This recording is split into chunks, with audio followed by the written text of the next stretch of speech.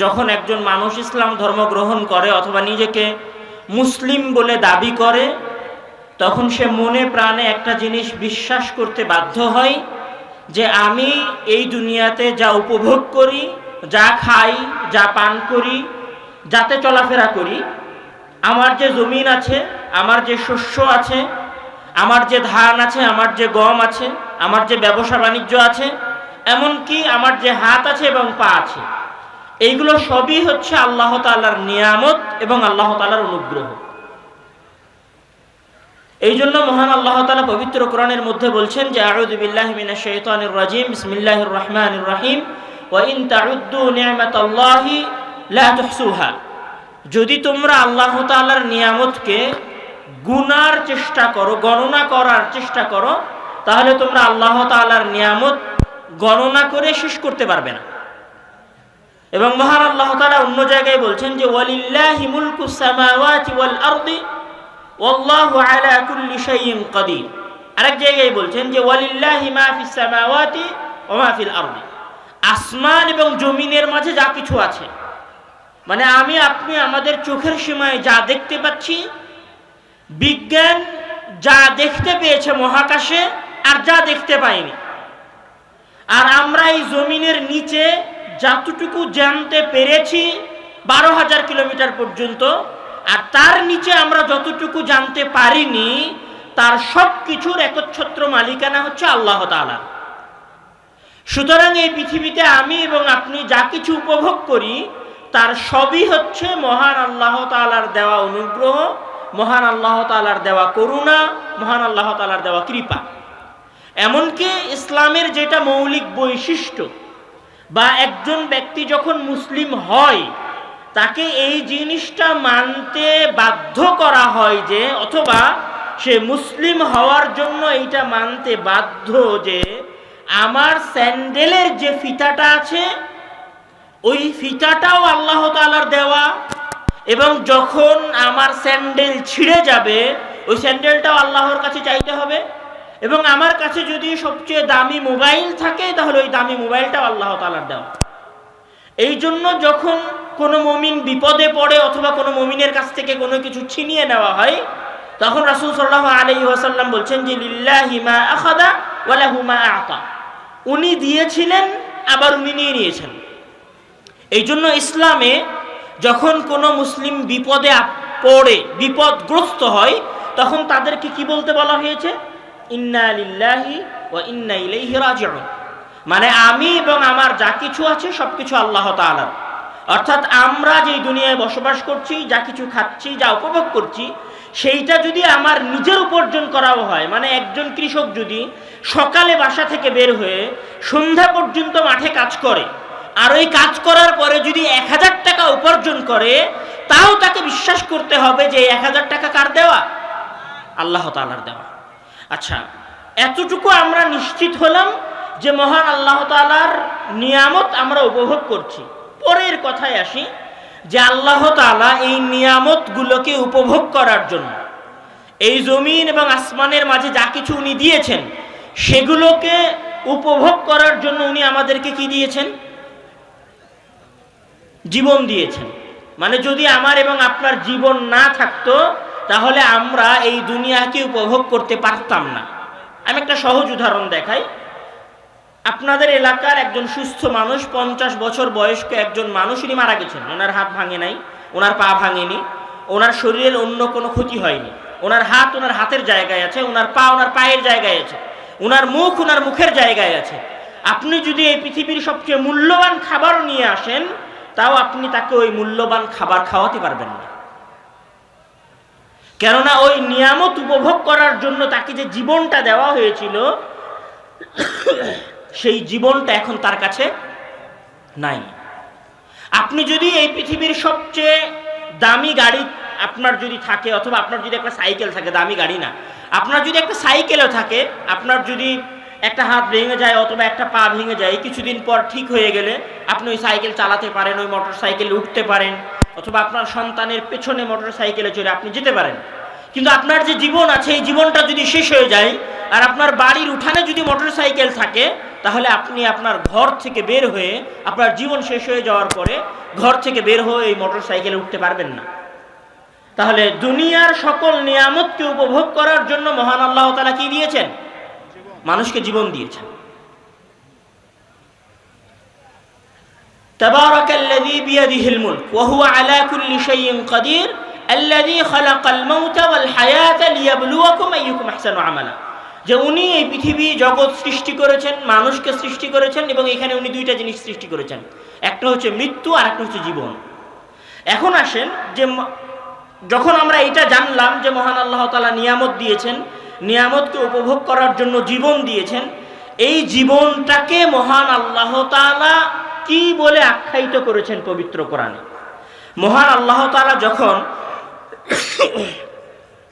মানুষের জীবনের কথা বলছেন তখন উনি বলছেন যে ওয়ালিকুল্লি উম্মাতুন আজালুন ইযা জাআ আজালুহুম লা ইস্তাখিরুনা সাআতান ওয়া লা ইস্তাকদিমুন। যে প্রত্যেক মানুষের আজাল আছে, মানে একটা সময় আছে, যখন ওই সময় শেষ হয়ে যাবে তখন ওই সময়ের 1 মিনিট আগে তার জীবন শেষ হবে না, আর ওই সময়ের 1 মিনিট পরেও তার জীবন শেষ হবে না। মানে যেই সময়টা তার যাওয়ার জন্য নির্ধারণ করা হয়েছে সেই সময়ই সেই দুনিয়া থেকে বিদায় নেবে। মানে আমি যদি একদম সহজ ভাষায় বলি, তাহলে আল্লাহ তাআলা জীবনকে পবিত্র কোরআনে এবং রাসূল সাল্লাল্লাহু আলাইহি ওয়াসাল্লাম হাদিসে আর একটা নাম দিয়েছেন, সেটা হচ্ছে সময়। আব্দুল্লাহ ভাই তার অসংখ্য বক্তব্যের মধ্যে একটা কথা বারবার বলতেন যে আমরা সময়ের মধ্যে বসবাস করি। তো সময়ের মধ্যে আমরা কিভাবে বসবাস করি? আমাদের জীবন, যেটাকে আপনি জীবন মনে করছেন, এটা আসলে জীবন নয়, এটা হচ্ছে সময়। এই জন্য মহান আল্লাহ তাআলা পবিত্র কোরআনের মধ্যে বলছেন যে ইযা জাআ আহাদাহুমুল মাউত ফায়াকুল রাব্বি লাউলা আখারতানি ইলা আজালিন করিব ফাআসাদদাকা ওয়া আকুম মিনাস সালিহিন। যখন তোমাদের কারো কাছে মৃত্যু উপস্থিত হয় তখন সে আল্লাহ তাআলার কাছে অনুরোধ করে যে আল্লাহ তাআলা যেন তাকে 1 সেকেন্ড সময় বাড়িয়ে দেয়। তাহলে মৃত্যুটা কি বলেন তো? মৃত্যুটা হচ্ছে সময় ফুরিয়ে যাওয়া, আর জীবন মানে হচ্ছে সময়। যতক্ষণ আপনি সময়ের মধ্যে আছেন ততক্ষণ আপনার জীবন আছে। আমরা রাস্তায় মোটরসাইকেল সাবধানে চালাই জীবন বাঁচানোর জন্য, আমরা একটা গাড়ি সাবধানে চালাই জীবন বাঁচানোর জন্য, আমরা একটা 4তলা 5তলা বিল্ডিং থেকে লাফ দেই না জীবন বাঁচানোর জন্য, আমরা বিষ খাই না জীবন বাঁচানোর জন্য, আমরা ভেজাল খাবার পরিত্যাগ করে চলাফেরার চেষ্টা করি জীবন বাঁচানোর জন্য, আমরা ডাক্তারের কাছে যাই জীবন বাঁচানোর জন্য। আপনি জীবন বাঁচান, কিন্তু আপনি কি আপনার সময় বাঁচান? আমার কথা মনে হয় বুঝতে পারেননি। আমরা সবাই জীবন বাঁচানোর চেষ্টা করি, কিন্তু জীবন মানে তো সময়। আপনি কি আপনার সময় বাঁচানোর চেষ্টা করেন? আমরা আমাদের সময় বাঁচানোর চেষ্টা করি না, আমরা জীবন বাঁচানোর চেষ্টা করি। কিন্তু আপনাকে সবার আগে এই জিনিসটা বুঝতে হবে যে জীবন বাঁচানোর নাম হচ্ছে সময়কে বাঁচানো। এবং ইসলামের সকল কিছুই, ইসলামের এমন কোনো নিয়ম পাবেন না যেটা সময়ের সাথে জড়িত নয়। যেমন ধরেন আমাদের সবচেয়ে ফজিলতপূর্ণ 12 মাসের মধ্যে সবচেয়ে ফজিলতপূর্ণ মাস হচ্ছে, বা ফজিলতপূর্ণ মাস বলি না, ইবাদত বলি, সবচেয়ে ফজিলতপূর্ণ ইবাদত হচ্ছে সিয়াম পালন করা। সিয়ামটা কিসের সাথে সংশ্লিষ্ট? সময়ের সাথে সংশ্লিষ্ট। নির্দিষ্ট একটা সময় শুরু হয়, নির্দিষ্ট একটা সময় শেষ হয়ে যায়। এই যে সিয়াম আপনি রাখেন, এইটা একটা সময় শুরু হয় সকালে সুবহে সাদেকের সময়, মানে সময় শেষ হয়ে গেলে কেউ যদি সাহরি করে তাহলে তার সিয়াম হবে না। ধরেন সূর্য উঠে গেছে, কেউ যদি মনে করে যে আমি খাবার খেয়ে সিয়াম থাকবো, হবে না ইবাদত। তাহলে সিয়ামটা ইবাদতের সাথে সংশ্লিষ্ট। হজ অনেক বড় ইবাদত, কিসের সাথে সংশ্লিষ্ট? সময়ের সাথে সংশ্লিষ্ট। কেউ যদি মনে করে যে আমি মুহররম মাসে গিয়ে হজ পালন করব, হজ হবে। কেউ যদি মনে করে যে রমজান মাস অনেক ফজিলতের মাস, আমি রমজান মাসে গিয়ে হজ করে আসবো, হজ হবে? হবে না। উমরা হবে কিন্তু হজ হবে না। কেউ যদি মনে করে যে আমি ফজরের সালাত মাগরিবে আদায় করব, হবে? হবে না। ফজরের সালাত ফজরের সময় আদায় করতে হবে, জোহরের সালাত জোহরের সময় আদায় করতে হবে। ইসলামের সকল ইবাদত সময়ের সাথে সংশ্লিষ্ট। এই জন্য আল্লাহ তাআলা পবিত্র কোরআনের মধ্যে অসংখ্য জায়গায় শপথ করছেন। উনি বলছেন যে ওয়াল ফাজরি ওয়া লায়ালিন আশরি, উনি বলছেন ওয়াদ দুহা উনি কি বলছেন? ওয়াল আসর, মানে উনি এই পৃথিবীতে অনেক গুরুত্বপূর্ণ বিষয়বস্তুর কসম খেয়েছেন, শপথ করেছেন। তার মধ্যে উনি কিসের শপথ সবচেয়ে বেশি করেছেন? সময়ে। আমরা যদি সংক্ষিপ্ত করতে চাই কথা, তাহলে আমাদের কথা এটা দাঁড়াবে যে ইসলামের দৃষ্টিতে একজন মানুষের জীবনে সবচেয়ে মূল্যবান জিনিস হচ্ছে সময়, কেন সময় মানেই জীবন। এই জন্য মহান আল্লাহ তাআলা যখন পবিত্র কোরআনের মধ্যে সময়ের কথা বলছেন, তখন উনি বলছেন যে ওয়াল আসরি ইন্নাল ইনসানা লাফি খুসরিন, সময়ের ব্যাপারে সকল মানুষ ক্ষতির মধ্যে নিমজ্জিত। মানে কোনো একজন মানুষ যদি দুনিয়াতে সময়কে কাজে লাগায়, সে যদি মুসলিম নাও হয়, তাও সে দুনিয়ায় ক্ষতিগ্রস্ত হবে না, লাভবান হবে। আর কোনো একজন মানুষ যদি সময়কে কাজে না লাগায়, তাহলে তার জন্য দুনিয়াতেও ক্ষতি, আখেরাতেও ক্ষতি। তাহলে সময়কে কাজে লাগাতে হবে। সময় অনেক গুরুত্ববান এবং অনেক গুরুত্বপূর্ণ জিনিস। এই জন্য এখন আসি পরের কথায়। সময় যেহেতু আমাদের কাছে অনেক গুরুত্বপূর্ণ, ইসলামের দৃষ্টিতে, আমাদের মুসলিমদের কাছে গুরুত্বপূর্ণ হোক বা না হোক, ইসলামের দৃষ্টিতে সময় অনেক গুরুত্বপূর্ণ। সময় যেহেতু আমাদের কাছে অনেক গুরুত্বপূর্ণ, সুতরাং কেউ যদি আপনাকে কন্ট্রোল করতে চায়, আপনাকে নিয়ন্ত্রণ করতে চায়, তাহলে সবার আগে আপনার কোন জিনিসটাকে নিয়ন্ত্রণ করতে হবে? আপনার সময়কে নিয়ন্ত্রণ করতে হবে। আপনি মনে হয় আমার কথা বুঝতে পারছেন না। মানে আপনার জীবনের বা আল্লাহ তাআলা আপনাকে যা কিছু দিয়েছেন, এই সব কিছুর মধ্যে সবচেয়ে গুরুত্বপূর্ণ যদি সময় হয়, মানে আমরা বললাম যে মহান আল্লাহ তাআলা মানুষকে নিয়ামত দিয়েছেন, নিয়ামতকে উপভোগ করার জন্য জীবন দিয়েছেন, আর জীবনের অপর নাম হচ্ছে সময়। তাহলে একজন মুসলিমের জীবনে সবচেয়ে গুরুত্বপূর্ণ জিনিস হচ্ছে সময়। তাহলে একজন মুসলিমকে যদি কেউ নিয়ন্ত্রণ করতে চায়, তাহলে সবার আগে তার কোন জিনিসটাকে নিয়ন্ত্রণ করতে হবে? সময়কে নিয়ন্ত্রণ করতে হবে। এই জন্য সারা পৃথিবী জুড়ে এবং সারা পৃথিবীর অমুসলিমেরা মুসলমানদের সময়কে নিয়ন্ত্রণ করার চেষ্টা করছে। আমরা অতদূর পর্যন্ত যাব যে কিভাবে তারা আমাদের সময়কে নিয়ন্ত্রণ করার চেষ্টা করছে। এতটুকু বোঝেন যে সময় সবচেয়ে গুরুত্বপূর্ণ, এই জন্য তারা সময়ের নিয়ন্ত্রণ করতে চেয়েছে। সময়ের নিয়ন্ত্রণ কিভাবে শুরু হয়েছে? সময়ের নিয়ন্ত্রণ শুরু হয়েছে সময়ের পরিচয় নির্ধারণ করার মাধ্যমে।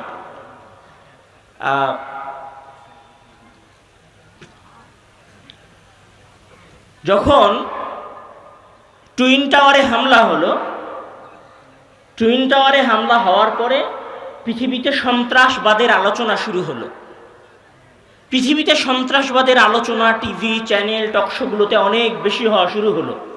আচ্ছা, তখন সন্ত্রাসবাদের পরিচয় কি ছিল বলতে পারবেন? বা সন্ত্রাসবাদকে কি বলে পরিচিত করা হয়েছিল সেটা কেউ জানেন? না। তখন সন্ত্রাসবাদকে পরিচিত করা হয়েছিল, সন্ত্রাস মানে মাথায় টুপি আর মুখে দাড়ি।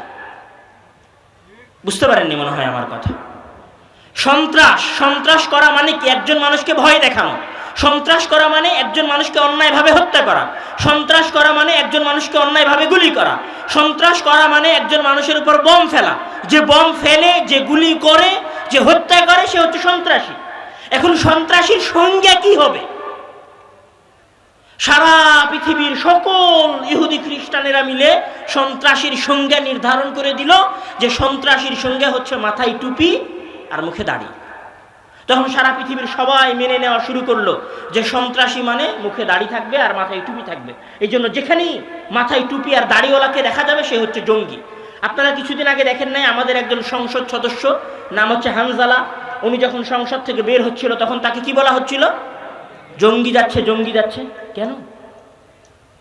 ওইটাকে ড্রেস কোড করা হয়েছে, মানে পরিচয়। সন্ত্রাসবাদের পরিচয় হচ্ছে মাথায় টুপি আর মাথায় পাগড়ি।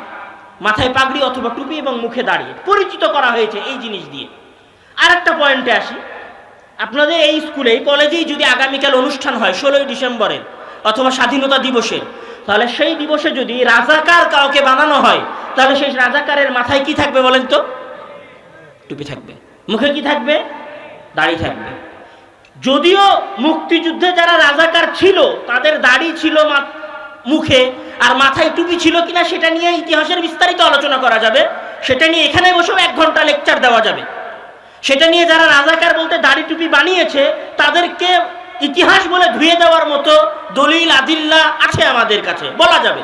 সেটার কথা আমরা বলছি না। কিন্তু তারা যখন রাজাকার বলে পরিচিত করতে চেয়েছে, রাজাকারকে যখন সংজ্ঞায়িত করতে চেয়েছে, রাজাকারের যখন ডেফিনেশন দিয়েছে, তখন সেই ডেফিনেশনটা কি দিয়েছে বলেন তো?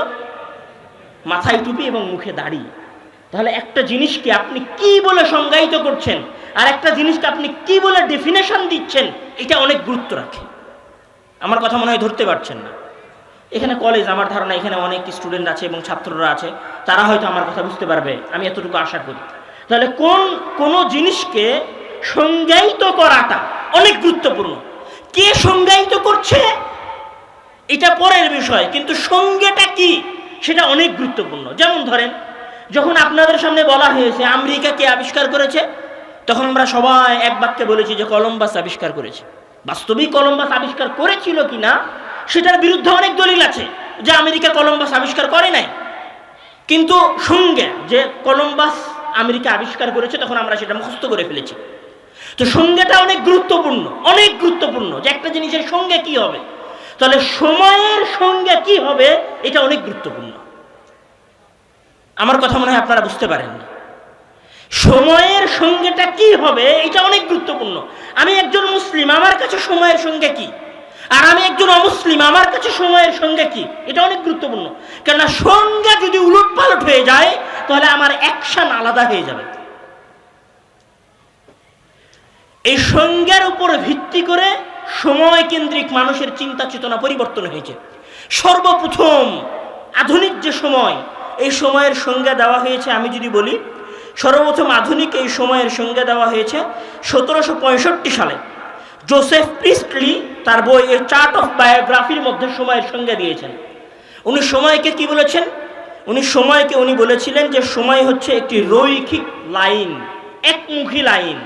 একমুখী লাইন মানে, আমি বুঝিয়ে বলছি আপনাদের জন্য, সময় একমুখী। আপনাদের অনেকেই মনে হতে পারে যে সময়ের আবার সংজ্ঞা দরকার হয় নাকি, সময় তো সময়, এর আবার সংজ্ঞার কি আছে? হ্যাঁ, সময়ের সংজ্ঞা আছে। আধুনিক বিশ্বে সময়কে রৈখিক সময় বলা হয়। রৈখিক সময় মানে কি, যে 2001 সাল ছিল, 2002 সাল এসেছে, তারপরে 3 সাল, তারপরে 4 সাল, তারপরে 5 সাল, তারপরে 6 সাল, তারপরে 10 সাল। সময় এইভাবে সামনের দিকে আগাতে থাকবে। আর রৈখিক সময়ের সবচেয়ে বড় পয়েন্ট হচ্ছে, যেই সময় একবার অতিবাহিত হয়ে গেছে সেই সময় আর সেই সময়ের কাজ কোনোদিন ফিরে আসবে না। আবার বোঝেন, রৈখিক সময়ের মূল যেটা কথা সেটা হচ্ছে যে আমি যেই সময়ের মধ্যে আছি, এই সময়টা যদি চলে যায় তাহলে এইটা আর কোনোদিন কি আসবে না, ফিরে আসবে না। আমরা কি মনে করি যে আমরা যে সময়ের মধ্যে বসবাস করছি, এই সময় একদিন কিয়ামতের মাঠে আমাদের সামনে উপস্থাপন করা হবে? এটা কি বিশ্বাস করেন?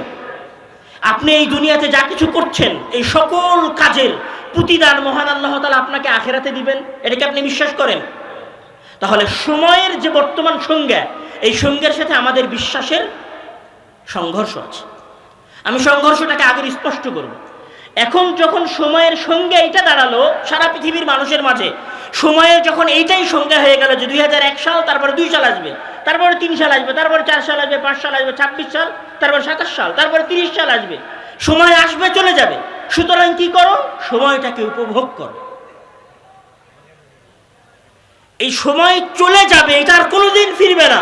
এই জন্য তুমি সময়কে কি করো? তোমার নিজের মতো করে উপভোগ করো। সময়কে যখন নিজের মতো করে উপভোগ করার কথা হয়েছে, তখন এখানে মানুষ 3 ভাগে ভাগ হয়ে গেছে। আবার বলছি, একটু একাডেমিক কথা হবে হয়তো, আসলে আমি আব্দুল্লাহ ভাইদের মতো অত জাদরেল কথক না, আমার ছোট ভাই আব্দুর রহিমের মতো অত বড় বক্তা না, আর আমি আব্বুর মতো সাজিয়ে গুছিয়ে কথা বলতে পারি না। আমার কথা একটু একাডেমিক হবে, হয়তো একটু বুঝতে সমস্যা হবে, তারপরেও বোঝার চেষ্টা করবেন। যখন সময়ের এই সংজ্ঞাটা চলে আসলো যে সময় চলে যেতে থাকবে, এটা আর কোনোদিন ফিরবে না, এটা ক্রমবর্ধমান সামনের দিকে আগাবে, তখন মানুষের মাঝে 3টা শ্রেণী তৈরি হয়। এক শ্রেণীর মানুষ, যেই শ্রেণীর মানুষের আবির্ভাব হয় 1800 শতকের পরে শিল্প বিপ্লবের সময়। এই বিষয়ে এপি থপসন উনি একটা কথা বলেছিলেন, সেটা হচ্ছে যে সময় কাজের জন্য। তখন এক শ্রেণীর মানুষ মনে করলো যে সময় মানে সকাল 8টায় অফিসে যেতে হবে, 5টায় অফিস থেকে বের হতে হবে, ওভার ডিউটি দিয়ে হলেও টাকা ইনকাম করতে হবে, মানে জীবনকে কাজের মধ্যে ফেলে দিতে হবে। তখন এক শ্রেণীর মানুষ প্রো লেভেলের কর্মচারী হয়ে গেল। এরা কিচ্ছু বোঝে না, এরা শুধু অফিস বোঝে, এরা পরিবার বোঝে না, সন্তান সন্ততি। আপনি দেখবেন এরকম মানুষ আছে, ঈদের আগের দিন সন্ধ্যা পর্যন্ত কাজ করতেছে, কেন? ওভার ডিউটি করলে সে টাকা পাবে। তখন এক শ্রেণীর মানুষ মনে করলো যে সময় মানে কাজ করতে হবে, সময় মানে শ্রম দিতে হবে, সময় মানে এখানে আমার শরীরের কোনো হক নাই, এখানে আমার পরিবার পরিজনের কোনো হক নাই, এখানে আমার স্ত্রী সন্তানের কোনো হক নাই, কোনো কিছুর কোনো হক নাই। কিন্তু ইসলাম কি বলছে? যে ওয়ালি জাসাদিকা আলাইকা হাক্কুন, ওয়ালি আহলিকা আলাইকা হাক্কুন, ওয়ালি আইনিকা আলাইকা হাক্কুন। মানে আপনার চোখের আপনার উপর হক আছে, আপনার শরীরের আপনার উপর হক আছে। মানে আপনার শরীর আপনার উপর অধিকার রাখে যে আপনি শরীরকে অতিরিক্ত খাটাতে পারবেন না, আপনি আপনার চোখকে অতিরিক্ত খাটাতে পারবেন না। কিন্তু আধুনিক বিশ্ব কি বললো? আরে এটা হচ্ছে কাজের সময়, কাজ করো। কেন বললো? আপনি যখন কাজ করবেন, ধরেন আপনি 5,000 টাকা উপার্জন করতেন, আগামী মাসে 20,000 টাকা উপার্জন করবেন, ওই 20,000 টাকা কোথায় গিয়ে খরচ করবেন? ওই 20,000 টাকা ওখানেই খরচ করবেন যার কোম্পানিতে আপনি কাজ করছিলেন। বুঝতে পারেননি মনে হয় কথা। ধরেন আপনি যদি এতদিন পর্যন্ত 5,000 টাকা ইনকাম করছিলেন, আপনার কাছে ফোন ছিল 10,000 টাকার, আপনি যখন 20,000 টাকা ইনকাম করা শুরু করলেন তখন আপনার ফোনটা হয়ে গেল 15,000 টাকার। তো ওই যে 20,000 টাকা অতিরিক্ত সময় দিয়ে আপনি ইনকাম করলেন, তারপরে যে টাকাটা কামালেন ওই টাকাটা আবার কার পকেটে চলে গেল? যে আপনাকে বলছিল যে ওভার টাইম করো তাহলে বেশি টাকা পাবা, তার পকেটে চলে গেল। ধরেন আপনি ঢাকা শহরের বড় গার্মেন্টসে চাকরি করেন, ওভার টাইম আপনি দিয়েছেন 8 ঘন্টার জায়গায় 16 ঘন্টা। 16 ঘন্টা ডিউটি দেওয়ার পরে আপনি কোথায় গেছেন? শোরুমে গেছেন কাপড় কিনতে। আপনার স্ত্রী, আপনার সন্তান, আপনার বাবা মা, আপনার ভাই বোনের ওই কাপড় কেনার টাকাটা কোথায় চলে গেছে? ঘুরে ফিরে আপনার মালিকের কাছে, আপনার কোম্পানিতে। মানে আপনাকে যত বেশি খাটানো যাবে আধুনিক বিশ্ব বা আধুনিক বিশ্বের মালিকেরা তত বেশি ধন সম্পদশালী হবে। বুঝতে পারেননি মনে হয় কথা। মানে আপনি যত বেশি আপনাকে ধ্বংস করবেন, আর আপনি যত বেশি আপনাকে ধ্বংস করে আপনি যদি 8 ঘন্টার জায়গায় 16 ঘন্টা ডিউটি দেন, আপনার মনে হবে 16 ঘন্টা ডিউটি দিয়ে টাকা আমার পকেটে ঢুকছে না, টাকা আপনার পকেটে এই দিক দিয়ে ঢুকছে আর এই দিক দিয়ে বের হয়ে যাচ্ছে। আপনি বুঝতে পারছেন না। তাহলে এক শ্রেণীর মানুষ হয়ে গেল যারা চরম লেভেলের অফিস কেন্দ্রিক, সময় কেন্দ্রিক হয়ে গেল। আর এক শ্রেণীর মানুষ কি করলো? যারা মনে করলো যে সময় মানেই টাকা, মানে সময়ের প্রতি সেকেন্ডে প্রতি মিনিটে টাকা উপার্জন করতে হবে।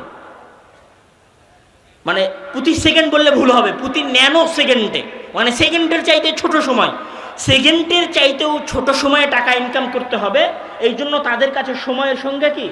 সময়ের সংজ্ঞা হচ্ছে মানি। সময় মানেই মানি। সময়ের এই সংজ্ঞা সর্বপ্রথম কে দিয়েছিলেন? 1748 সালে বেঞ্জামিন ফ্র্যাঙ্কলিন। উনি advice to a young tradesman, এই বক্তব্যের মধ্যে উনি সর্বপ্রথমে এই কথা উচ্চারণ করেছিলেন যে remember the time is money. তোমরা এটা স্মরণ করে রাখো, সময় মানে টাকা। তখন আর এক শ্রেণীর মানুষ, মানে আমাদের সমাজের দ্বারা ধনুকবে ইলন মাস্কের মতো ব্যক্তিরা, আরো তার মতো যারা বড় বড় ব্যবসায়ী আছে, এরা মনে করলো কি জীবন মানে যতক্ষণ বেঁচে আছি হাজার হাজার কোটি টাকা উপার্জন করতে হবে। তখন এরা আর হালাল হারাম বাছা শুরু করলো না। তো তখন এরা মনে করা শুরু করলো না যে কোনটা বৈধ আর কোনটা অবৈধ পথ। তখন এরা আর পার্থক্য করা শুরু করলো না। তখন এরা মনে করলো যে কোনো উপায়ে টাকা উপার্জন করতে হবে। তখন এরা মনে করলো মানুষ খুন করে হলেও টাকা উপার্জন করতে হবে। মানুষ খুন করে হলে টাকা উপার্জন করতে হবে মানে, আমি আপনাকে বলি যে আপনারা বাগদাদে, ইরাকে একসময় একটা ফিতনা আবির্ভূত হয়েছিল জঙ্গিদের, ISIS। আপনারা নাম শুনেছেন, যাদের কালো পতাকা ছিল, নাম শোনেন না আপনারা? একসময় আসছিল তালেবান। তো আরো এরকম বিভিন্ন সন্ত্রাসী সংগঠন আসছে। এই সন্ত্রাসী সংগঠনগুলো মানুষকে হত্যা করত। কি দিয়ে হত্যা করত? AK-47 এই ধরনের উচ্চমানের গুলি দিয়ে তারা মানুষকে হত্যা করত। স্নাইপার রাইফেল ইউজ করত, তারা রকেট লঞ্চার ইউজ করত। আমরা মুসলিমেরা কি রকেট লঞ্চার আবিষ্কার করি, তৈরি করি? কয়টা মুসলিম দেশ অস্ত্র আবিষ্কার করে, অস্ত্র তৈরি করে? কয়টা মুসলিম দেশ? ইরাকে সাদ্দাম হোসেন যতদিন ক্ষমতায় ছিলেন, সাদ্দাম হোসেন কয়টা রাইফেল তৈরি করে রেখে যেতে পেরেছিলেন? লেবাননে মুসলমানেরা কয়টা রাইফেল তৈরি করে রেখে যেতে পেরেছিল? আপনি যদি খোঁজ নেন, এই পৃথিবীর সবচেয়ে বড় বড় অস্ত্রের কোম্পানিগুলোর মালিক কারা? ইহুদিরা, খ্রিস্টানেরা, আমেরিকা। সব বড় বড় অস্ত্রের কোম্পানি হচ্ছে আমেরিকা। তাহলে ওই অস্ত্র তৈরি হয় আমেরিকায়, আর ওই অস্ত্র ব্যবহার হয় কোথায়? আফগানিস্তানে, ইরাকে। ওই অস্ত্র ব্যবহার হয় কোথায়? লেবাননে। তাহলে ওই অস্ত্র বিক্রি করে হলেও কি করতে হবে? টাকা উপার্জন করতে হবে। হয় জীবন দিয়ে টাকা উপার্জন করতে হবে, নাহলে জীবন নিয়ে টাকা উপার্জন করতে হবে। আপনারা দেখেন নাই নোবেল প্রাইজের নাম শোনেন নাই? ওরা আবিষ্কার করলো যে ওরা বম মেরে মানুষ মারবে, বম মেরে মানুষ মারলো, সেই বম বিক্রি করলো, আর সেই বমে বিক্রি করার টাকা দিয়ে সারা পৃথিবীর মানুষকে এখন কি দিল? নোবেল প্রাইজ দিল। মানে এদের চিন্তাধারা হচ্ছে এরকম। মানুষ আমাদের দেশেও আছে, আমাদের দেশেও আছে। এই যে সারাদিন আমরা লেকচার দিচ্ছি যে মাদক দ্রব্য ব্যবহার করা যাবে না। আচ্ছা, মাদক দ্রব্যের সবচেয়ে বড় বড় কোম্পানি কাদের কাছে আছে? আমাদের বাংলাদেশে মাদক দ্রব্যের সবচেয়ে বড় বড় কোম্পানি আছে নাকি? আমাদের কাছে মাদক দ্রব্যের সবচেয়ে বড় বড় কোম্পানি তো নয়। আমরা বেয়ার উৎপাদন করি না, আমরা হাঙ্কের মতো দামি কোম্পানি আমরা চালাই না, আমরা হিরোইন কোকুনের মতো দামি জিনিস আমরা উৎপাদন করি না। তাহলে এগুলো কোথায় উৎপাদন হয়? উন্নত বিশ্বে উৎপাদন হয়। উন্নত বিশ্বে এগুলো উৎপাদন করে, এগুলো উৎপাদন করে টাকা কামায়। সেই টাকা আবার আমাদের দেশের এনজিওদেরকে দেয়, দিয়ে কি বলে যে মাদক বন্ধ করতে হবে। বুঝতে পারেন না মনে হয় কথা? এটাই খেলা, এই খেলাই চলছে, আর আমরা পাগলের মতো এই খেলার পিছনে ছুটতেছি। এই যে যত এনজিও গুলো আছে না, বাংলাদেশের যত এনজিও আছে, অত দূর যাওয়া লাগবে না। যে অ্যাপস্টিন ফাইল প্রকাশ পাইছিল না, অ্যাপস্টিন ফাইলের নাম শুনেছেন? পোলাপান সবাই অ্যাপস্টিন ফাইলের কথা জানে। অ্যাপস্টিন ফাইলে কি ট্রাম্প থেকে নিয়ে শুরু করে ওই যে উইন্ডোজের মালিক বিল গেটস পর্যন্ত, উইন্ডোজ এক্সপির মালিক বিল গেটস পর্যন্ত, এরা সবাই কি অ্যাপস্টিন ফাইলের সাথে জড়িত। এরা সবাই কিশোরী, অল্প বয়সী বাচ্চাদেরকে উপভোগ করত। একদম ক্লিয়ার বাংলায় বলি, অল্প বয়সী মানে 10-12 বছর বয়সী বাচ্চাদের সাথে শারীরিক সম্পর্কে লিপ্ত হতো এরা। এই অ্যাপস্টিন ফাইলের আমরা দেখেছি অ্যাপস্টিন দ্বীপে এগুলো তারা করত। এই যে সময় মানে আজকে যেটা আছে আগামীকাল সেটা থাকবে না, আর আগামীকাল যেটা আসবে সেটা গতকাল থাকবে না। তাহলে এখানে দ্বিতীয় শ্রেণীর মানুষ তৈরি হয়েছে যারা মনে করেছে সময় মানে টাকা, সুতরাং তোমরা প্রতি সেকেন্ডে টাকা উপার্জন করো। এই যে এখনকার সময়ের সবচেয়ে বড় ধনী মানুষ টেসলার মালিক যিনি ইলন মাস্ক, ওনার প্রায় $850 বিলিয়ন টাকা। $850 বিলিয়ন টাকা মানে আপনি হিসাব করতে পারবেন না কত টাকা। 1000 বছর খাইলে শেষ হবে না। টাকা কিভাবে উপার্জন করেছে? প্রতি সেকেন্ডে এই টাকা তারা উপার্জন করতেছে। এবার আসেন তৃতীয় শ্রেণীর মানুষ। যখন বলা হয়েছে যে আজকের দিন এই দুনিয়াটাই তোমার, আর কোনো কিছু না, তখন এখানে তৃতীয় শ্রেণীর মানুষ তৈরি হয়েছে। এক শ্রেণীর মানুষ প্রথমে বললাম যারা কলকারখানায় কাজ করে, কোম্পানিতে কাজ করে, ব্যাংকে জব করে, অফিস আদালতে কাজ করে। দ্বিতীয় শ্রেণীর মানুষ যারা ব্যবসায়ী, কোটি কোটি টাকার ব্যবসা করে, তাদের একটা অবস্থা। তৃতীয় শ্রেণীর মানুষ যারা মনে করেছে কি, আপনাদের ভাষায় একটা ডায়লগ আছে, 2 দিনের দুনিয়া নাকি যেন বলে, খাওয়া দাও ফুর্তি করো, দুনিয়াটা মস্ত বড়, এরকম কি যেন একটা ডায়লগ আছে। তখন এদের খাওয়া শুরু হয়েছে কোথায় জানেন? এটা হচ্ছে 3 নাম্বার শ্রেণীর, তৃতীয় শ্রেণীর মানুষ আর কি।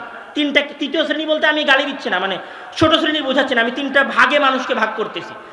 এই সময়ের এই সঙ্গের কারণে এখানে তৃতীয় একটা শ্রেণী তৈরি হয়েছে মানুষের। এরা কি মনে করেছে যে সময়ে খাইতে হবে, ফুর্তি করতে হবে, আনন্দ করতে হবে, এটার জন্যই দুনিয়া। তখন এদের খাওয়া কোথায় জানেন? তখন এদের খাওয়া হচ্ছে চায়ের স্টলে 5 টাকার একটা চা, কতক্ষণ ধরে? 5 ঘন্টা ধরে অথবা 3 ঘন্টা ধরে। আরে 2 দিনের তো দুনিয়া, কি করবি এত পড়াশোনা করে, চল একটু আড্ডা দিয়ে আসি, মরেই তো যাবি, আর তো থাকবি না, তাহলে একটু ফুর্তি করে নে। এদের ফুর্তির খাওয়া এটা হচ্ছে চায়ের কাপ। আর ফুর্তি কোথায় জানেন? এদের ফুর্তি হচ্ছে ঈদ যখন আসবে তখন একটা নসিমন ভাড়া করবে, আর নসিমনের উপরে একটা সাউন্ড বক্স লাগাবে, তারপরে এবার গান বাজাবে, আর বগুড়া শহরে আসবে গ্রাম থেকে ঘুরতে। এটা হচ্ছে ওদের ফুর্তি। মানে এরা এত হতভাগা যে এরা যে খাওয়ার জন্য 5 স্টার একটা হোটেল পর্যন্ত যাবে মমইনে। আল্লাহর কসম করে বলছি, মমইনের দেখা দৃশ্য বলছি। মমইন আপনি ঈদের দিন যান, ঈদের পরের দিন যান, দেখবেন যে মমইন ভর্তি হয়ে আছে মানুষে, পা রাখার জায়গা নাই, সব সেলফি তুলতেছে, ছবি তুলতেছে, কেউ গান বাজাইতেছে। আর ভেতরে 5 স্টার হোটেলে যেখানে খাবার দেয় ওখানে যান, সিট খালি, 5টা-10টা মানুষ। তাহলে এদের ফুর্তি কোথায়? এদের ফুর্তি হচ্ছে 5 টাকা পর্যন্ত, 10 টাকা পর্যন্ত, 100 টাকা পর্যন্ত। এরা এটাই মনে করে আর এটাকেই ফুর্তি মনে করে। তখন এইটার পিছনে কি করতেছে? সময় ব্যয় করতেছে। তাহলে এদের জন্য সবচেয়ে বড় আফসোস, এদের জন্য 2টা আফসোস। এক, যে এরা সময়কে কাজে না লাগানোর কারণে তো এই সময়কে ঠিকমতো উপভোগ করতে পারছে না। আর এই 5 টাকার একটা কাপের কি মূল্য আছে? তুমি যদি ফুর্তি করার জন্য থাইল্যান্ড যাইতা, তুমি যদি ফুর্তি করার জন্য দুবাই যাইতা তাহলে একটা কথা বলতাম, ওকে ভাই তুমি দুনিয়াটারে উপভোগ করেছো, খালাস যাও, দুনিয়া তো পাইছো, আখিরাত পাও আর না পাও। সেটা তো হয় নাই। দ্বিতীয় যে এদের সবচেয়ে বড় লাঞ্ছনার বিষয় সেটা হচ্ছে যে এরা অন্যদের গিনিপিগ হয়ে গেছে। গিনিপিগ মানে অন্যদের দ্বারা ব্যবহৃত হয়েছে। সময়ের প্রতি কনসার্ন না থাকার কারণে, সময়ের প্রতি মনোযোগ না থাকার কারণে, সময়ের সদ্ব্যবহারের আকর্ষণ না থাকার কারণে কিভাবে ব্যবহার হয়েছে জানেন? শুধু ব্যবহার হয় নাই, এদের মাধ্যমে সারা পৃথিবীর বড় বড় কোম্পানিগুলো টাকা উপার্জন করেছে। কিভাবে টাকা উপার্জন করেছে? এই পৃথিবীর সবচেয়ে বড় কোম্পানিগুলোর একটা কোম্পানি হচ্ছে ইউটিউব, এই পৃথিবীর সবচেয়ে বড় কোম্পানিগুলোর একটা কোম্পানি হচ্ছে ফেসবুক, এই পৃথিবীর সবচেয়ে বড় কোম্পানিগুলোর একটা কোম্পানি হচ্ছে হোয়াটসঅ্যাপ, এই পৃথিবীর সবচেয়ে বড় কোম্পানিগুলোর একটা কোম্পানি হচ্ছে স্ন্যাপচ্যাট, এই পৃথিবীর সবচেয়ে বড় কোম্পানিগুলোর একটা কোম্পানি হচ্ছে ওই যে টেলিগ্রাম, এই পৃথিবীর সবচেয়ে বড় কোম্পানিগুলোর একটা কোম্পানি হচ্ছে ওই যে যেটাতে হচ্ছে স্ট্যাটাস দেয় অনেক দামি দামি ধনী ধনী মানুষেরা, ওটার নাম যেন কি, এক্স। এটার নাম আগে যেন কি ছিল? হ্যাঁ, টুইটার। এটার নাম আগে টুইটার ছিল। এই যে টুইটার চালায়, এই যে ফেসবুক চালায়, এই যে হোয়াটসঅ্যাপ চালায়, এই হোয়াটসঅ্যাপের টাকা পায় হোয়াটসঅ্যাপের মালিক, ফেসবুকের টাকা পায় ফেসবুকের মালিক। আর এই ফেসবুকে ভিডিও দেখে কে? আরে ফেসবুকে ভিডিও দেখে কে? আমার আপনার মতো 3 নম্বর শ্রেণীর ভবঘুরেরা, যার কাছে সময়ের কোনো মূল্য নাই। ওই একবার ফেসবুক খুলেছে, এরকম করে খুলেছে তো চেয়ারের উপরে বসে থেকে চালাইতেছে তো চালাইতেছে, ফেসবুক চলতেছে 2 ঘন্টা। আর দাখিল পরীক্ষার সামনে এসএসসি পরীক্ষা, বলছে 5 মিনিটের জন্য একটু ফেসবুকটা চালাই। 5 মিনিট মনে করে ফেসবুক হাতে নিয়েছে, দেখে আধা ঘন্টা নাই। সেই আধা ঘন্টায় কে টাকা উপার্জন করে নিয়ে গেছে? এই আধা ঘন্টায় কে টাকা উপার্জন করে নিয়ে গেছে? পাগলেরা। ডোন্ট মাইন্ড, পাগল বলছে আপনাদেরকে। আপনারা পাগল, আপনারা পাগল। বসে থেকে থেকে নিজেদের সময় ধ্বংস করেছেন, আর আপনাদের সময়ের উপরে আর একজন মানুষ কি হয়ে গেছে? কোটিপতি হয়ে গেছে।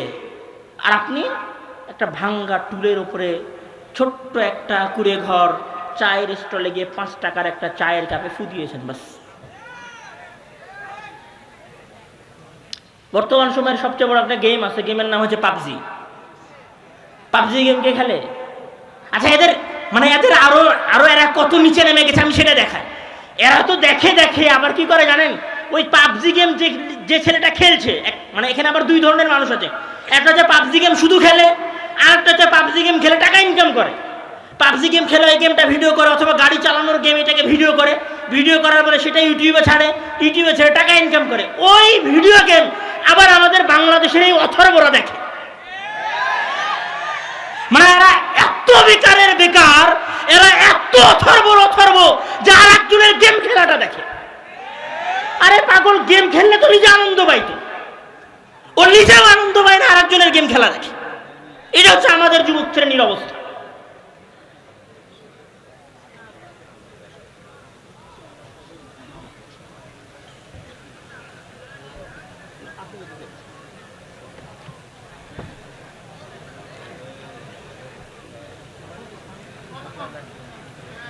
এইটা হচ্ছে আমাদের যুবক শ্রেণীর অবস্থা। এই জন্য এখানে কি হয়েছে জানেন? আচ্ছা, আপনি যে ইউটিউব আছে না, ইউটিউবে এখন ব্লগার আবিষ্কার হয়েছে। ব্লগার কি?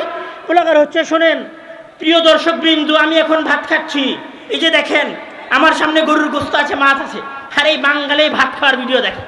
আরে ভাত, ওই গোস্ত খাওয়ার ভিডিও দেখছে। আল্লাহর হস্তে যদি মাসে 1 দিন বা 2 দিন গোস্ত খাইতে পারতো, গরুর গোস্ত কিনে, তাও একটা কথা ছিল। ওই বগুড়া অঞ্চলের সবচেয়ে গরিব ঘরের সন্তান, ওর বাপ সপ্তাহে 1 দিন গোস্ত কিনে খাওয়ার সক্ষমতা রাখে না, আর ওই পাগল কি করে? আর গোস্ত খাওয়ার ভিডিও দেখে বসে বসে। ও জানিস আজকে না অমুক ব্লগার, ওর নাম হচ্ছে অমুক, আজকে দুবাই ঘুরতে গেছিল, দেখ দেখ দুবাই কত সুন্দর, ওইখানে বসে থেকে আর দুবাই যাওয়ার ভিডিও দেখে। পাগল। আর এর ওই ভিডিও দেওয়া দেখে ওই যে পাগল যে ভিডিও দেখতেছে, মানে আমার আপনার মতো অথর্ব, আমার আপনার মতো পাগলের আমরা যে ভিডিওটা দেখতেছি, ওই ভিডিও দেখে টাকা উপার্জন করতেছে। ওই টাকা উপার্জন করে বাড়ি বানাচ্ছে, ওই টাকা উপার্জন করে বিদেশে ঘুরছে। আর আপনাকে বলছে, সম্মানিত দর্শক মণ্ডলী, আপনারা আবার আমাদের সাথে থাকবেন, আমরা নিয়মিত আপনাদেরকে আমাদের আপডেট দিব। ওই মনে করছে ঠিক আছে ভাই, আমিও আপনার সাথে থাকবো, আপনি আপডেট দিয়েন, আমার সময়গুলো নষ্ট করবো।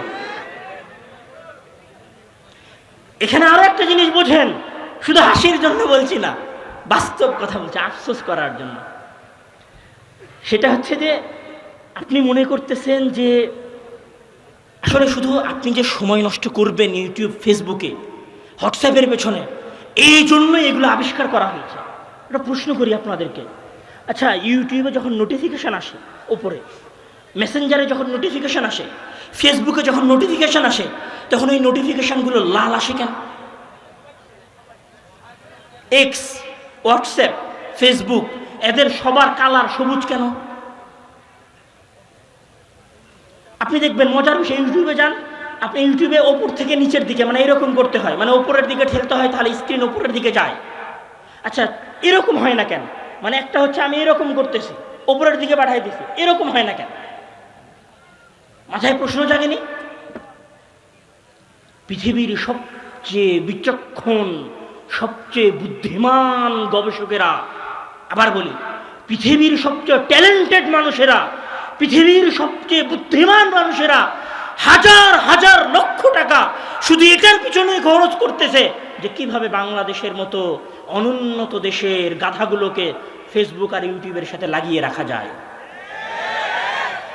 তখন ওরা বুদ্ধি, এখানে একটা উদাহরণ দেয়, এখানে একটা গবেষণা আছে, যেই গবেষণা হচ্ছে, যেই গবেষণাটা করা হয়েছিল গুগলের উপরে।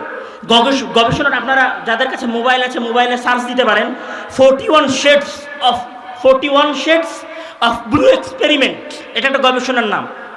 মানে ব্লু যে কালার আছে, এই ব্লু কালারের উপরে 41টা ব্লু কালারের 41টা কালার আছে। মানে একটা ব্লু, ডিপ ব্লু, হালকা ব্লু, লাইট ব্লু, ব্লুর সাথে সাদার মিশ্রণ, ব্লুর সাথে কালোর মিশ্রণ, ব্লুর সাথে লাল মিশ্রণ, ব্লু কালারের, ব্লু এই রঙের 41টা রং আছে। তখন 41টা রঙের মধ্যে কোন রংটা পারফেক্ট হবে মানুষের জন্য, এইটা বাছাই করার জন্য একটা গবেষণা হয়েছিল। এই গবেষণা চালিয়েছিল কে? গুগল নিজে। জাস্ট একটা গবেষণার মাধ্যমে গুগল তাদের লাভকে বাড়িয়ে নিয়ে গিয়েছিল, মানে লাভ করেছিল ব্যবসায় প্রায় $200 মিলিয়ন মতো।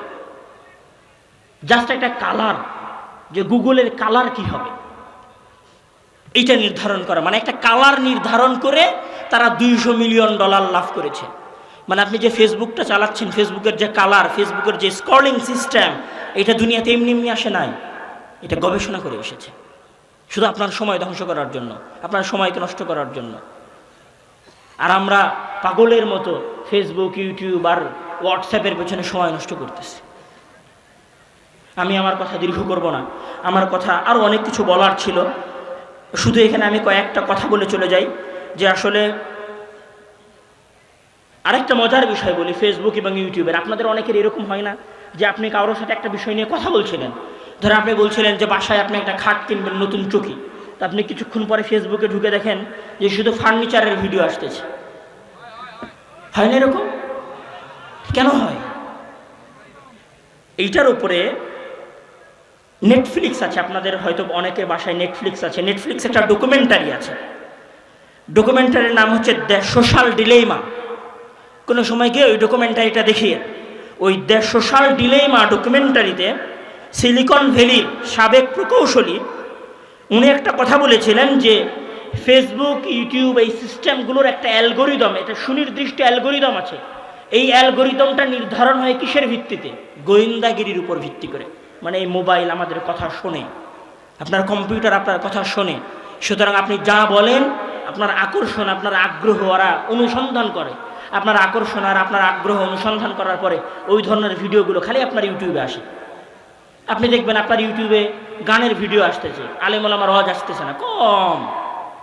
বুঝতে হবে যে আপনি গান নিয়ে কোনো সময় সার্চ দিয়েছিলেন, যেটা একটা বিশাল গোয়েন্দাগিরি আপনার ওপর হচ্ছে। আমার সব শেষের যেটা কথা, আরও অনেক কিছু কথা এখানে বলার ছিল, আমি বলছি না, প্রায় রাত 12টা বেজে গেছে। আপনাদের সাথে আজকের এই সংক্ষিপ্ত আলোচনার যেটা শেষ কথা, সেই শেষ কথা হচ্ছে এই মোবাইল, এই ইউটিউব, এই ফেসবুক, এই টেলিগ্রাম, এই টুইটার, এগুলোর আবিষ্কার করা হয়েছে শুধুমাত্র আপনার সময় ধ্বংস করার জন্য। ফেসবুকের মালিক ধনী তখনই হবে যখন আপনি ওইটাতে সময় দিবেন। আপনি যদি সময় নাই দেন, ফেসবুকে তো চলবে না। তাহলে ফেসবুকের ব্যবসায় হচ্ছে আপনার সময়ের উপরে, মানে আপনার সময়টা আরেকজনের কাছে পণ্য, সেটা সে বিক্রি করতেছে বাজারে, সেই বাজারে বিক্রি করার মাধ্যমে সে টাকা উপার্জন করতেছে, আপনি আরেকজনের কাছে ব্যবহার হচ্ছেন কোনো প্রকার ফায়দা ছাড়াই, আপনার নিজের কোনো উপকার ছাড়াই আরেকজন মানুষ আপনাকে ব্যবহার করছে। এই ফেসবুক এবং এই ইউটিউব ব্যবহারের সবচেয়ে যেটা ক্ষতিকারক দিক, সেটা হচ্ছে এই ফেসবুক এবং ইউটিউবের ব্যবহার আপনাকে সৃজনশীলহীন করে দেয়। সৃজনশীলহীন মানে একজন মানুষ চিন্তা করার ক্ষমতা হারিয়ে ফেলে। আপনি মনে করবেন যে আমি হয়তো এমনি কথা বলতেছি। ডক্টর বেন শফটি উনি একটা গবেষণা করেছিলেন। ওই গবেষণা করে উনি বলেছিলেন যে মানুষের মধ্যে একটা সিস্টেম আছে যেটাকে বলা হয় default mode network. Default mode network মানে একজন মানুষ যখন সকল কাজ থেকে মুক্ত হয়ে যায়, তার কোনো কাজ থাকে না, মানে কোনো ধরনের টেনশন প্যারা থাকে না, একদম একটু রিল্যাক্স হয়, তখন ওই মানুষের সৃজনশীলতা তৈরি হয়। সৃজনশীলতা মানে সে নতুন কিছু ভাবতে পারে। এখন আমাদের কাছে তো আসলে মোবাইল থাকে, মোবাইল যখন পকেটের মধ্যে থাকে তখন মাথার মধ্যে করে, আচ্ছা কেউ মেসেজ দিল নাকি, আচ্ছা আমার গার্লফ্রেন্ড আমার মেসেজ দিল মনে হয়, দেখি একটু আওয়াজ করলো, আমার বন্ধু মনে হয় আমারে মেসেজ দিয়েছে। তো মাথা কি পায় না, রিল্যাক্স পায় না। ধরেন আপনি ঘুমাইছেন না, আমরা কিভাবে ঘুমাইতে যাই, লাস্ট মেসেজটা কার, দেখতে দেখতে দেখতে দেখতে যখন একদম চোখে ঘুম চলে এসেছে তখন মোবাইল রেখে দিয়েছে। তাহলে আপনার মাথা কি শান্তি পেয়েছে? আপনার মাথার ডিফল্ট মুড নেটওয়ার্কে যায়নি। ডিফল্ট মুড নেটওয়ার্ক মানে সহজ ভাষায় বলি এরোপ্লেন মুড চালু করা, এটাকে বলা হয় ডিফল্ট মুড নেটওয়ার্ক। আপনি যখন আপনার মাথায় এরোপ্লেন মুড চালু করতে পারবেন তখন আপনি সৃজনশীল হবেন। আর আমাদের অবস্থা হচ্ছে আমরা ঘুম যাই মোবাইল চালাতে চালাতে, আর ঘুম থেকে উঠে চোখে খুলিনি, মোবাইলটা কই, মোবাইলটা সবার এক গান মেসেজ। এটা হচ্ছে আমাদের অবস্থা। হ্যাঁ, এই অবস্থায় উন্নতি হবে না, এই অবস্থায় সমাজ পরিবর্তন হবে না, এই অবস্থায় বিপ্লব আসবে না, এই অবস্থায় আমরা এই সমাজকে কিছু দিতে পারবো না। আসেন আমরা সময়কে কাজে লাগাই, আসেন আমরা আমাদের সময়ের সৎ ব্যবহার করি। এই জন্য ইসলাম সময় কেন্দ্রিক যে আদর্শ নির্ধারণ করে দিয়েছে, ইসলাম সময়ের যে সংজ্ঞা দিয়েছে, সেই সংজ্ঞাটাই সবচেয়ে গুরুত্বপূর্ণ। ইসলামী সময়ের সংজ্ঞা কি? ইসলামী সময়ের সংজ্ঞা হচ্ছে লা ইয়াজুলু কাদামা আবদিন, কিয়ামতের দিন কোনো বান্দা এক পাও অগ্রসর হতে পারবে না যতক্ষণ পর্যন্ত না সে তার সময়ের হিসাব দিতে পারবে। তাহলে ইসলামী সময়ের সঙ্গে হচ্ছে সময় আল্লাহর নিয়ামত, এটাকে মেপে মেপে হিসাব করে করে খরচ করতে হবে। কোথায় খরচ করব সেটা ভেবে তারপরে এটাকে খরচ করতে হবে। না ভেবে না চিন্তা করে হুটহাট সময় খরচ করা ইসলামের বিধান নয়। ভেবে চিন্তে সময় খরচ করতে হবে, এটাই ইসলামের বিধান, এটার উপরে আমাদেরকে আমল করতে হবে। আমরা যদি সময়কে ইসলামের বিধান অনুযায়ী কাজে লাগাতে পারি তাহলে রাসূল সাল্লাল্লাহু আলাইহি ওয়াসাল্লাম এবং আল্লাহর ওই কথা আমাদের দ্বারা প্রতীয়মান হবে। রব্বানা আতিনা ফিদ দুনিয়া হাসানাতাও ওয়া ফিল আখিরাতি হাসানা। দুনিয়াও হাসিল হবে, আখিরাতও হাসিল হবে। দুনিয়াতে একটা সুন্দর জীবন হবে, কিছু টাকা পয়সা হবে, সুন্দর একটা ফ্যামিলি হবে, সময় নষ্ট হবে না, গাঞ্জাখোর মদখোর হব না, গেম খেলবো না, সময় নষ্ট করবো না, ভালো একটা রেজাল্ট হবে, মোটামুটি একটা চাকরি হবে, আর আখিরাতে সালাত আদায় করবো, সিয়াম পালন করবো, এই জন্য আখিরাতে জান্নাত পাবো। দুই কুল লাভ করা যেতে পারে শুধুমাত্র ইসলামী সময় ব্যবস্থার মাধ্যমে। আল্লাহ তাআলা আমাদেরকে আমাদের সময়কে কাজে লাগানোর তৌফিক দান করুক। আল্লাহুম্মা আমিন। ওয়া আখিরু দাওয়ানা আলহামদুলিল্লাহি রাব্বিল আলামিন। ওয়া আসসালামু আলাইকুম ওয়া রাহমাতুল্লাহি ওয়া বারাকাতুহু।